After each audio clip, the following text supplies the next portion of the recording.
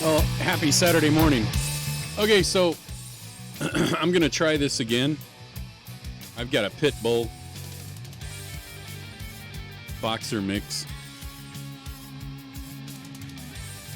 He's a very energetic dog.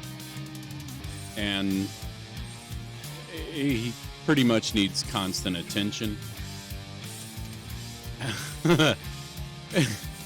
Anyway, I love the guy, but he is a handful, and that's that. So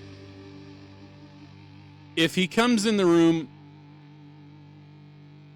he comes in the room. There's not really much I can do about it. He's going to come in, and he's going to make himself known. That's what Emmett does. You'll probably see him on the camera. Look, I don't like doing podcasts with a camera. I don't like that. I'm not a celebrity. I don't have advertisers. What else don't I have? I don't have money. I live in a rickety trailer out in the area of Lakeland Village, California.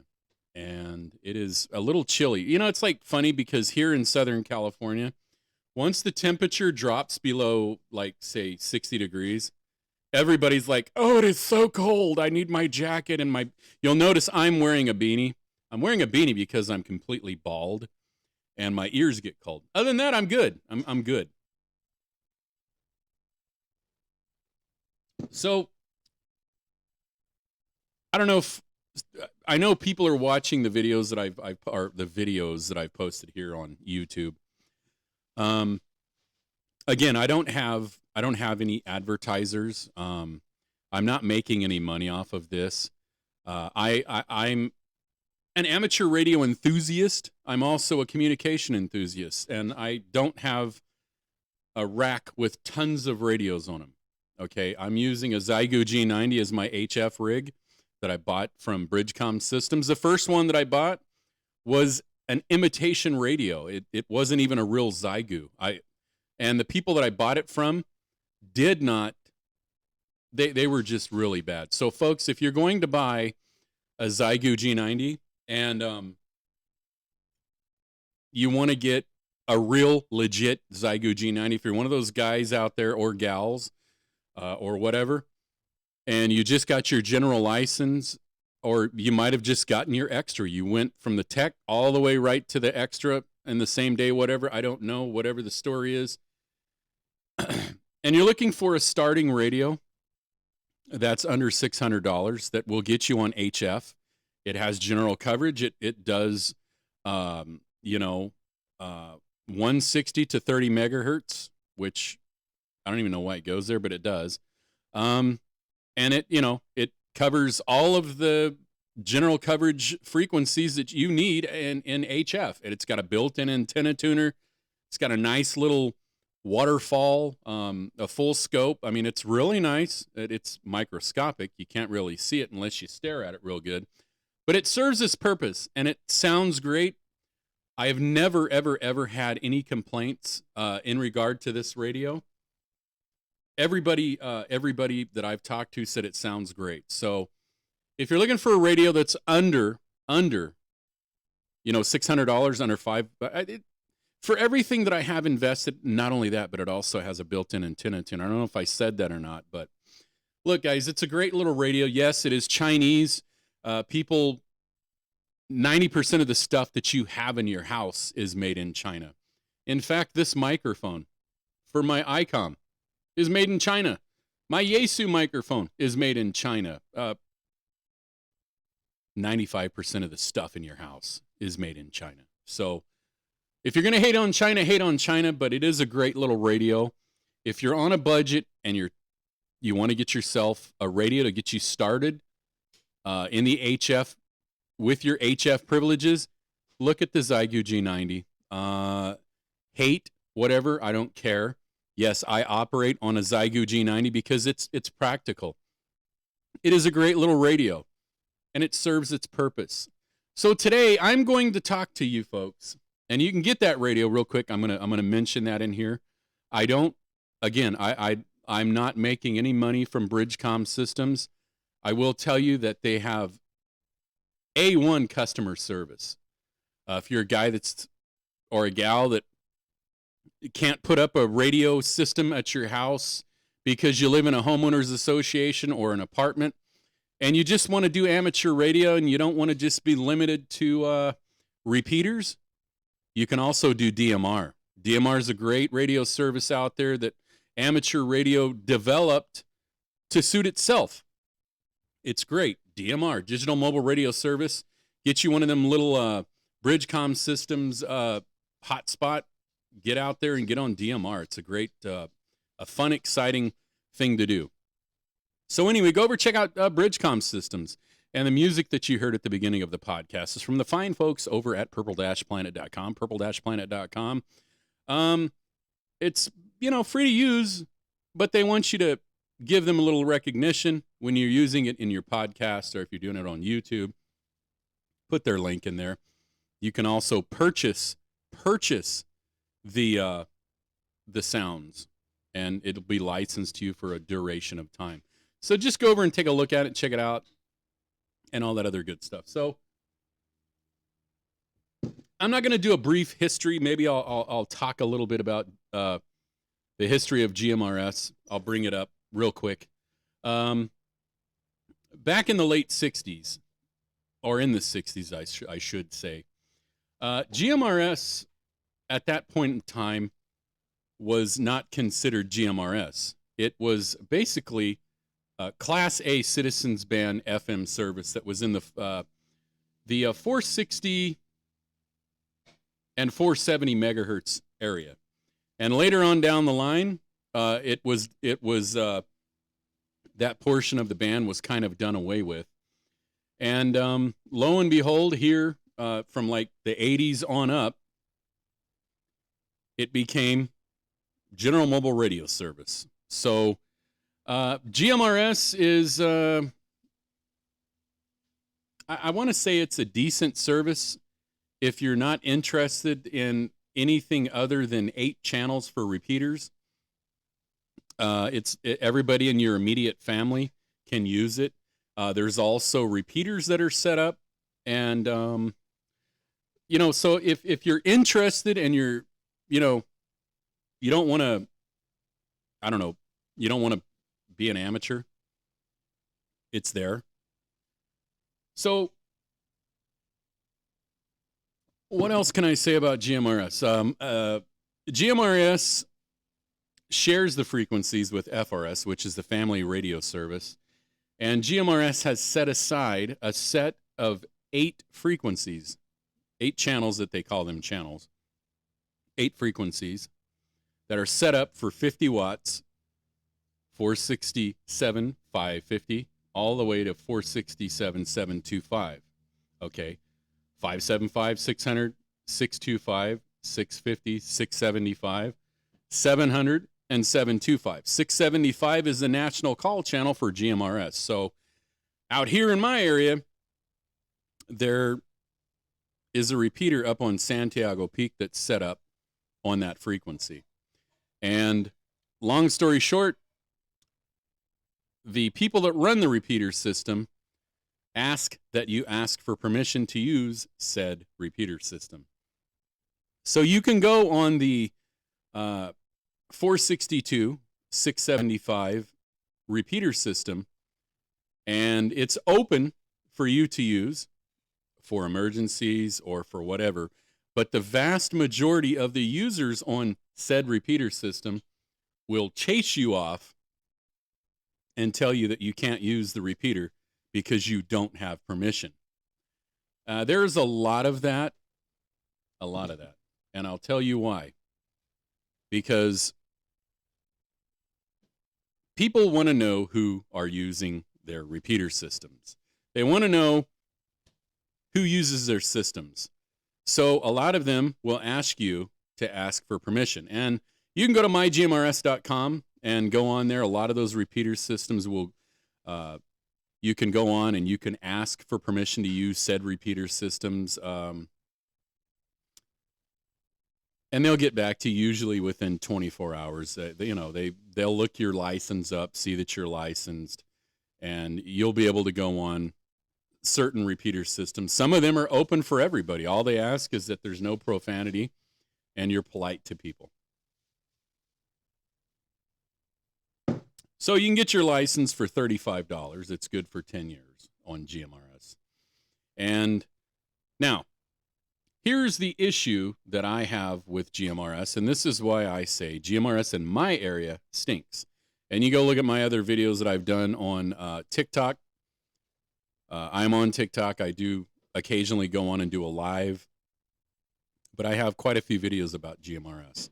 Now, here in my area, I'm in an area of which right over that mountain right there is Orange County, and I'm surrounded by repeater systems. I got Santiago Peak right in front of me.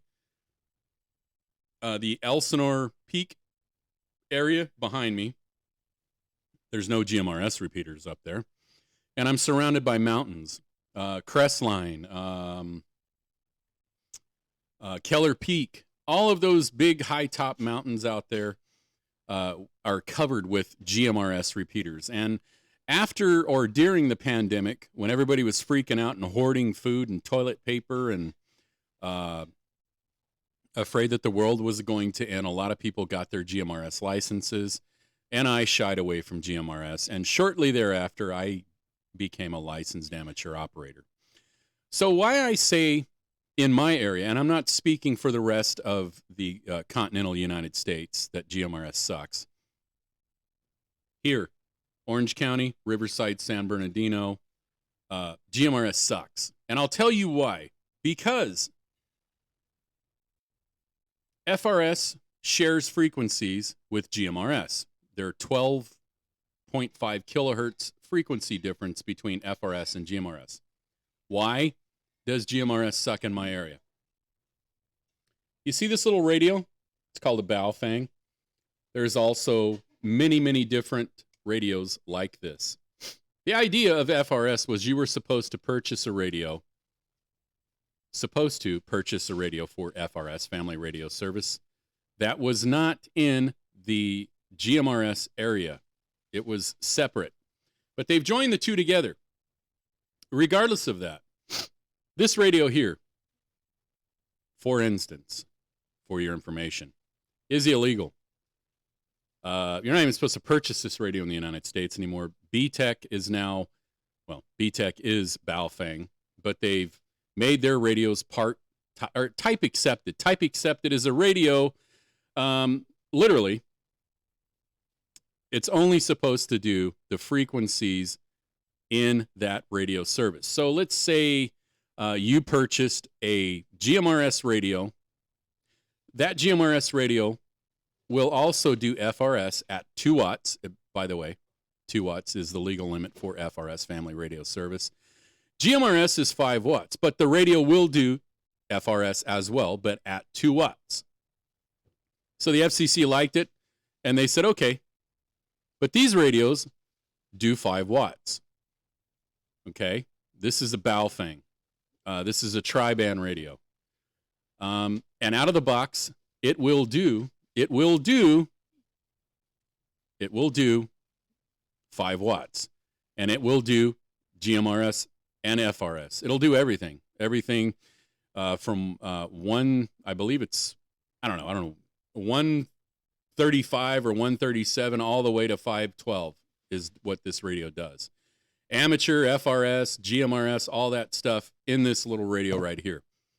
Now, the reason that I say GMRS sucks in an area where there's a lot of people, especially an area where there's a lot of recreational stuff, like here in the greater Lake Elsinore area. We've got a lake. We've got campgrounds. We've got people that go up on the Santa Ana Mountains there, what everybody calls them, the Ortegas. They go up to the Ortegas. You can't boat right now because the lake is slime green. But there's a lot of people that buy these radios, the Baofengs, the Oshans, and all those other radios, and they don't realize that it interferes with repeater systems. So if you're a guy that's using a repeater system, for instance, I like to talk on, what is that, 462, 550. There's people down the street, there's Skydive Elsinore. They've bought these radios and other radios similar to these, and they program in the 462, 650, which is the output of that repeater. And they don't realize, and they've put in CTCS tones or digital tones or whatever, but they don't realize that they still interfere with your repeater system. They don't know that, and they really don't care, because GMRS is a licensed service, okay? A licensed service to all your immediate family members. They don't do a DNA check to see if your Uncle Willie that lives in, San Bernardino, using the Crest repeater system, Crest Communications on 462, 675.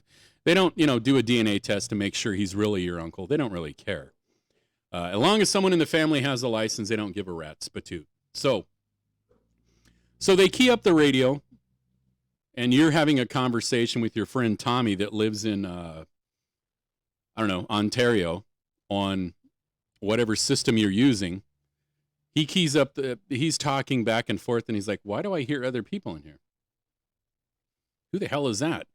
And why do I hear somebody telling other person to go take a break or to go wet the track down, like happens here in my area? Well, he's trying to figure out why I hear that. Well, the thing is, they've purchased radios. They're not licensed. They don't know any better. They don't care. They're running a business, and they just bought these radios, and somebody programmed them, or right out of the box, they just said, okay, we're going to use these three channels. They're all on GMRS, and they're interfering with your conversation on a repeater system. You could tell them until you're blue in the face, but they're not going to hear you if they have CTCS tones. They're not going to hear you. Or they do hear you, and they just don't care. Or you're not interfering with them. They're interfering with you, and they have no idea that you're on that frequency. So, and, as a GMRS operator, you're supposed to purchase radios that are licensed. They are type accepted. A type accepted radio, many manufacturers are now making radios that are type accepted. FCC accepted means that radio is only allowed to operate in said radio service. So if you've got BTEC that is, and they make some great GMRS radios. Don't get me wrong, folks. Don't get me wrong. They make some great type accepted GMRS radios that only operate in GMRS, and they've even allowed them to work in FRS. But here's the catch. FRS is 2 watts. It didn't used to be. It used to be a lot lower. It was about a watt or under a watt. So here's the problem with GMRS and FRS and GMRS in general. If you have a GMRS license and you want to put a repeater system up, you can put a repeater system up on any of these frequencies here, from 462, 550, 462, 575, 462, 600, 675, 650, I said 675, 700, and 725. Okay, now, getting back to what I'm talking about, and I'll make it real brief because I've got other things to do today. So, you have a repeater system that's been on said frequency for 35 years or longer. I come along, I'm a licensed GMRS operator. The key here is no coordinating. You don't need to coordinate. There's a frequency, 462, 550, that I used to talk on all the time. Now remember, you can have up to 50 watts. You can put your repeater up on a mountaintop at 50 watts. And that's UHF. It's also line of sight, but UHF travels a little easier. It goes through things that VHF will not do. And remember, GMRS is in the UHF spectrum, okay? So your repeater has been on said frequency for 30 years. Never had an issue with anybody using that frequency, never had an issue. And all of a sudden, your repeater system that you've spent thousands of dollars maintaining and, keeping a good repeater system up, and everybody loves to use the repeater system.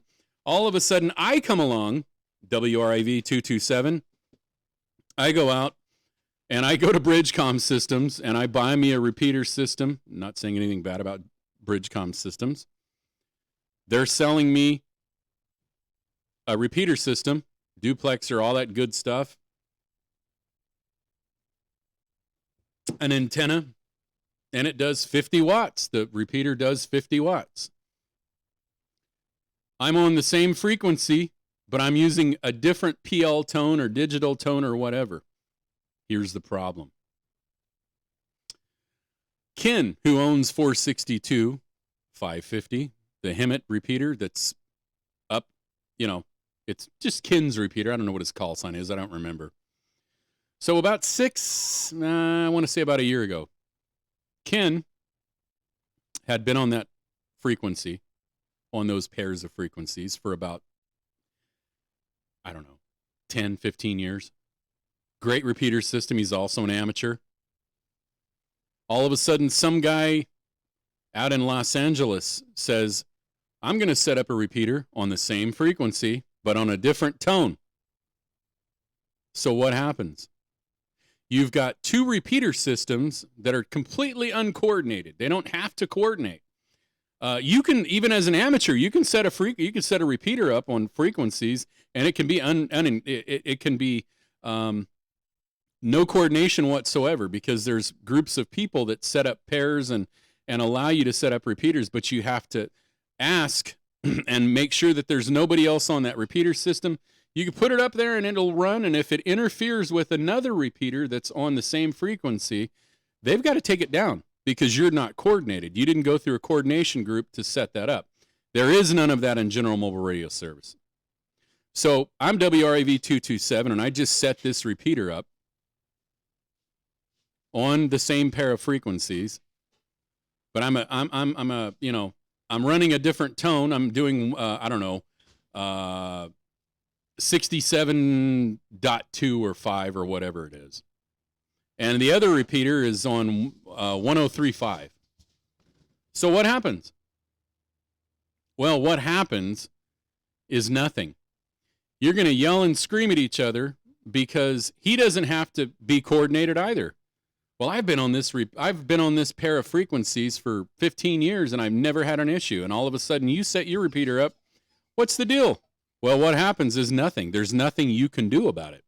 And that's the terrible thing about GMRS. And the other issue with GMRS is you've got people who don't realize that these radios are not type accepted. You have to have a radio that's type accepted. A lot of people don't run type accepted radios. They're supposed to. And I don't have any type accepted GMRS radios. But I respect the service and I respect the people who use GMRS. And I'm not going to go on there and be a jerk or whatever.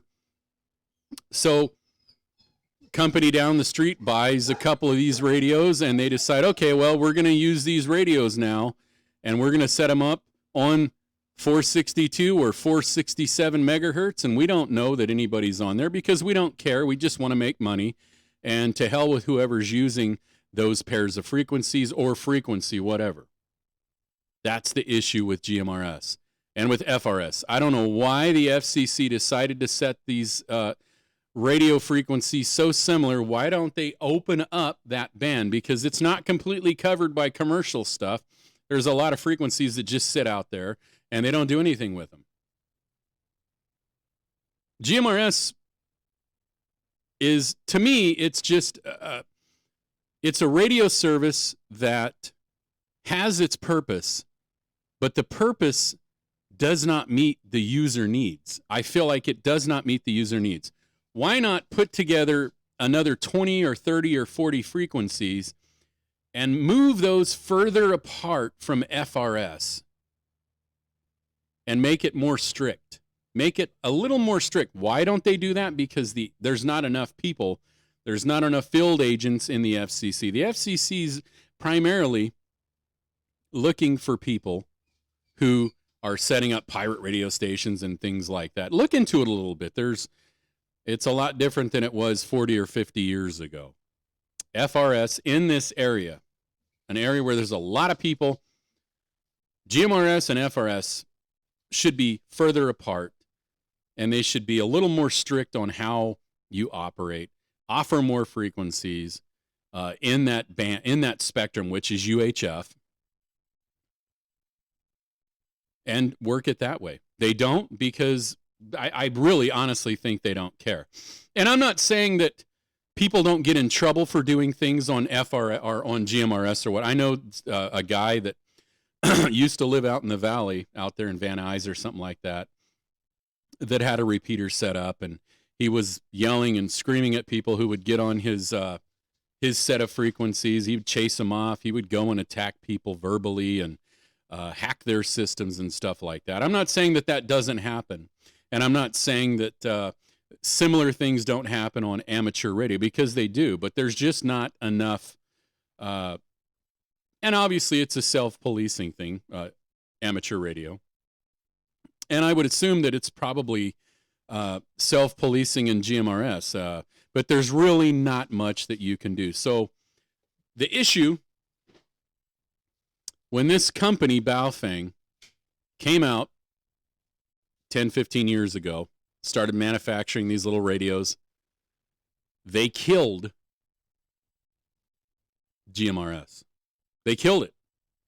And then other copies came out. Other companies started manufacturing radios. Now you can buy these radios that are specific. They're type accepted. But you can go in here and do a little number thing. And if that radio is just set up to do amateur, you can open it up and it'll do everything. From, what is it, like 135 to 512. And you can go on there and do anything you want. Get on there and mess around on amateur repeaters. You can get on there and mess around with emergency services and stuff. And people wonder why the police and fire and EMS have gone to DMR and gone to, different systems, digital systems, because of these radios. And it's also responsible for a lot of people that have become licensed in GMRS and amateur radio. So the good and the bad is, in areas that are densely populated, a lot of recreational and stuff like that, and repeater owners, FCC doesn't care how you set up your radios, how you set up your repeaters. They don't care. You're allowed to use those 8 pairs of frequencies to set up a repeater on any of the pairs, and it doesn't matter if there's a repeater that's been up there for 20 or 30 years. You set up your repeater system. It does 50 watts. And if it interferes with the other repeater system, who cares? That's it. That's that. So that's the that's the end of that. So GMRS, in my opinion, it has a purpose, but it could have a better purpose if the FCC would allot more frequencies for people to use and separate all of those frequencies a little further apart from FRS, which is Family Radio Service. Family Radio Service is great. Those little radios are great. If your family's with you and you're at Disneyland or Magic Mountain or Knott's Berry Farm or whatever, they're great. And they're great because you don't have to have a license to use them. But the sad thing is, a lot of people will go out and buy 5 or 6 of these, and they'll put them on GMRS frequencies, or some people, like Skydive Elsinore, has set up their walkie-talkies to work on the national call frequencies for amateur radio. And I've actually called Skydive Elsinore and told them, if you don't take your radios off of the national call frequencies for amateur radio, I'm going to contact the FCC, and they immediately took those radios off said frequencies. So, there's there's more than 2 national call frequencies, but I'm saying the UHF and VHF spectrum of amateur radio in that radio service. 446,000, my apologies, and 146.52 are the, UHF, VHF, and there's also other national call frequencies in the 1.25 megahertz band. But most radios out of the box don't do that, and you've got to get a radio that's designed to do that. But 146.52 and 446.000, and they were operating on both of those frequencies. And there were several times that I got on the radio to talk to somebody that was making a call on that frequency, just to talk, or they were doing a Parks on the Air or a Summit on the Air, and I'm trying to talk to this individual, and I said, I can't hear you. Somebody that's not licensed for this service is interfering. So I got sick of that, and I called and I told them, if they continue to do that, I'm going to contact the FCC. You were illegally transmitting on those frequencies. This is a licensed band for amateur operators. You are not supposed to be here. And they took care of it really, really quick. So the problem is,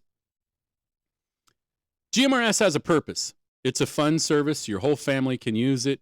5 watts HT, 50 watts in your mobile. You could do 50 watts in your mobile. I forgot to mention that. You could do 50 watts in your mobile, and you can do 50 watts at your base station, okay? It's great. 50 watts is a lot of power, believe it or not, for a service that, a service that is, set up with, I believe altogether there's 23 frequencies.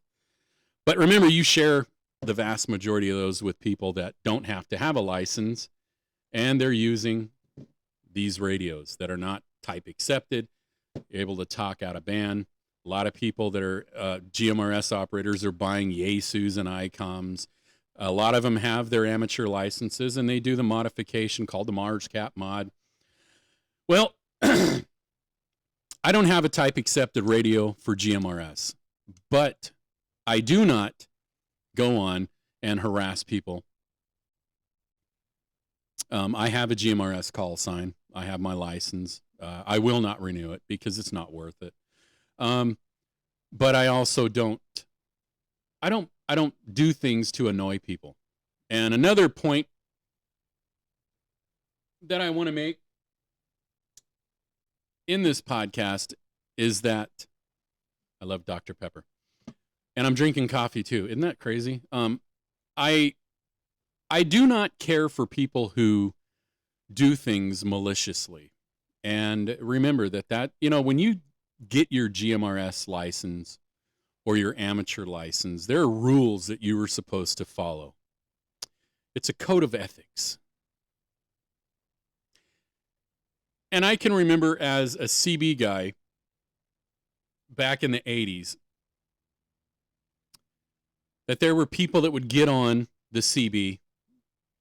They would get thrashed drunk, and they would get on there and they would harass people, badmouth them, talk about their mothers or their fathers or their grandmas or their sisters. They would be complete jackasses. I'm not going to mention any names. I'm just going to say that, when you go and you study and take a test and you've passed it and you have a license to use said service, you should learn to be respectful of other operators and not come on and interfere with their repeater systems and be rude and disrespectful and drink alcohol and get on there all day long and all night and act like an idiot.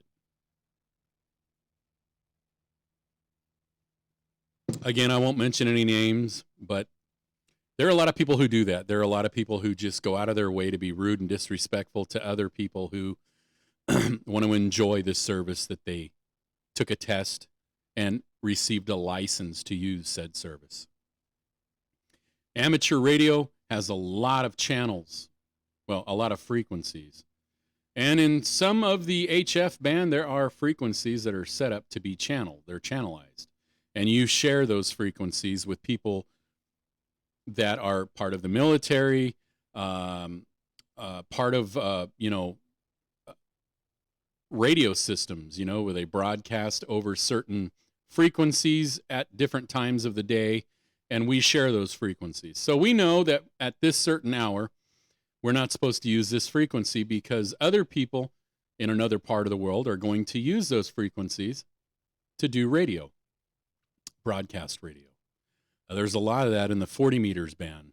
And we know as amateurs that once they start broadcasting, we don't use those frequencies. We studied and we took a test telling us that at this time, you can't use those frequencies because we share those frequencies with other radio services. So that's why we studied and we learned about how we use those frequencies. And it was beat into our heads, and that's why we do such things. So as a licensed amateur operator, there is a code of ethics. It's good amateur practice to follow the band plan. One of the other things is, well, why on earth do we have to use lower sideband on 40 meters? Well, that's following the band plan. That's somebody said years ago that on HF, on 40 meters, we're going to use lower sideband. On 20 meters, we're going to use upper sideband. I don't know why. It's following the band plan. Don't be a jerk. Enjoy your privileges using whatever service it is that you are licensed to use. And don't harass people. Get on there, have fun, and enjoy your privileges. That's why you took a test, or that's why you paid for your license to use GMRS. Don't be a jerk. Have fun. Enjoy the fact that you have a license and you are licensed to use said services. So that's all I'm saying. So anyway, you can comment in the comment section. You can tell me I'm an idiot. I have no idea what I'm talking about. I've got real thick skin. But I just wanted to share some of the bad and the good of GMRS. GMRS can be a lot of fun. One of the cool things about GMRS is you can use a repeater, and your whole family can use the service. Even little Tommy and little Jimmy can use the service. But the vast majority of repeaters require you to ask for permission to use them. And that's because they want to know who's using their repeater system. And for all intent and purposes, they should, because they're the ones that are paying for it. Some of them will ask you to pay a monthly fee or a yearly fee to keep the upkeep of said repeater system. Some people leave it open. Some people have little bitty repeater systems, like a friend of mine down the street here. He's got a little bitty system set up. Doesn't really get used because there's interference all over Lake Elsinore, out to Menifee, Temecula. It's just, well, it's these radios. So anyway, my name is Tim, N6PUD, and I'm going to call it quits on this podcast. Hopefully you guys enjoy it. Hopefully I didn't annoy you. Remember, the music that I use on this podcast is from the fine folks over at purple-planet.com. And again, you might check out the Zygu G90. It's a great radio. I'm going to feature it in a future video. You guys can check it out. And you can get that through Bridgecom Systems. Again, I'm not paid to do that. I'm just saying because they offer great products at a great price. Awesome customer service. So for me to you, I'm going to attempt to do another podcast before Christmas. I might pop in here and do another one. I don't know. We'll see. So for me to you, my name is Tim, N6PUD, amateur call sign, WRAV 227 GMRS. Have a wonderful week. Thank you for watching. 7-3. Bye for now, TTFN.